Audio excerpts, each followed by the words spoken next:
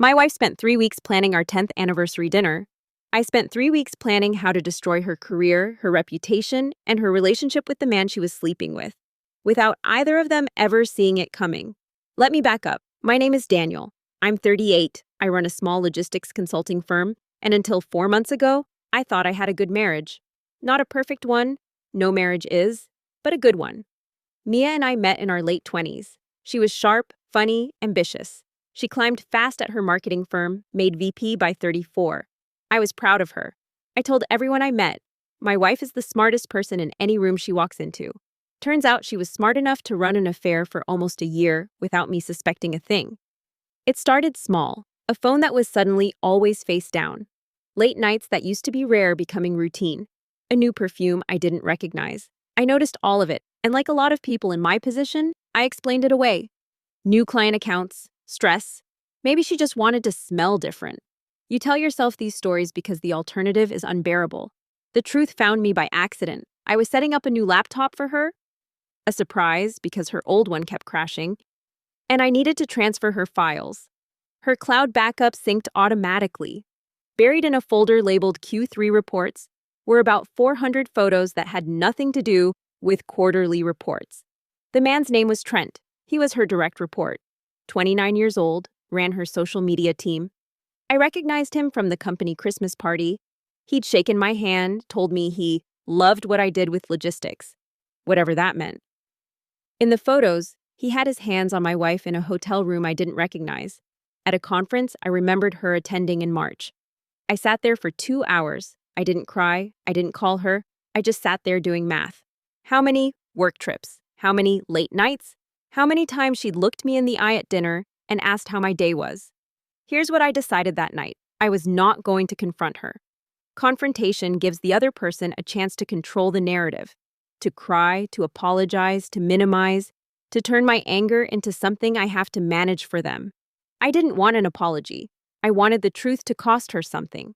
So I became an actor in my own marriage. For 6 weeks, I was the same husband I'd always been. I asked about her day. I planned the anniversary dinner she thought she was planning. I let her think it was her idea. Meanwhile, I was building a case. First, documentation.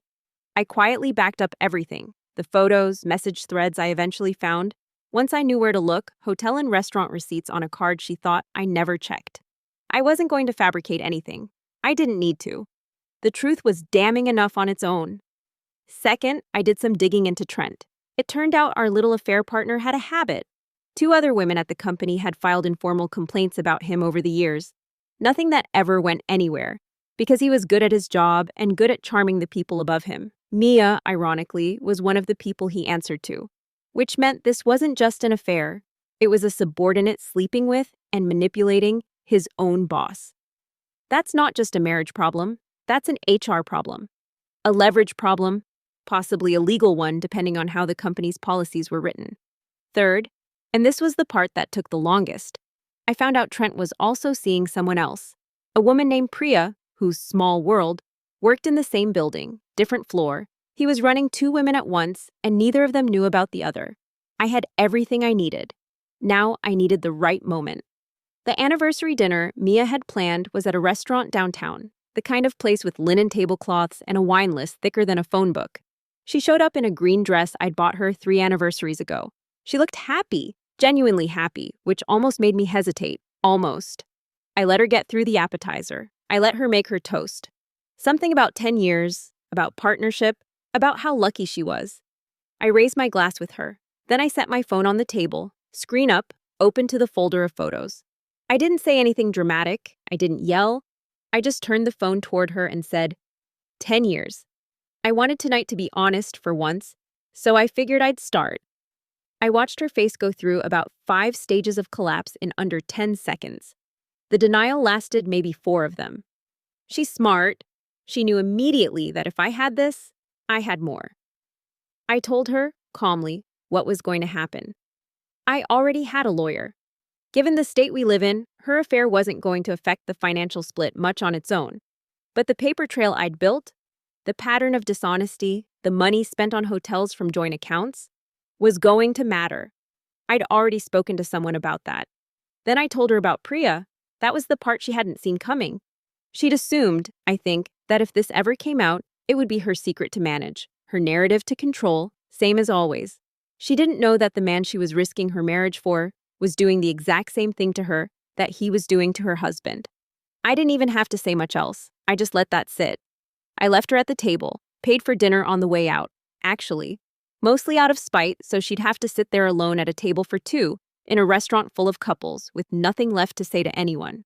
The aftermath took a few months to fully play out. Mia and Trent's relationship didn't survive learning about Priya. From what I heard through mutual friends, that conversation was uglier than mine. Separately, once it became clear a senior VP had been sleeping with a subordinate for the better part of a year, HR at her company got involved. She wasn't fired outright, but she was quietly moved out of her leadership track within 6 months and left the company entirely a year later. Trent was let go faster. Companies protect the person with more seniority until the story is ugly enough that neither one is worth the liability. The divorce finalized 8 months after that dinner. I got the house, I got the dog, I got more than anything, the quiet satisfaction of knowing that when I finally moved, I moved once, and I moved completely. People ask me sometimes if I regret not confronting her the moment I found out. I don't. Anger you spend right away just makes noise. Anger you're patient with can actually change something. I didn't want a reaction from Mia that night at dinner. I wanted an ending she couldn't rewrite. She got one. End scriptum.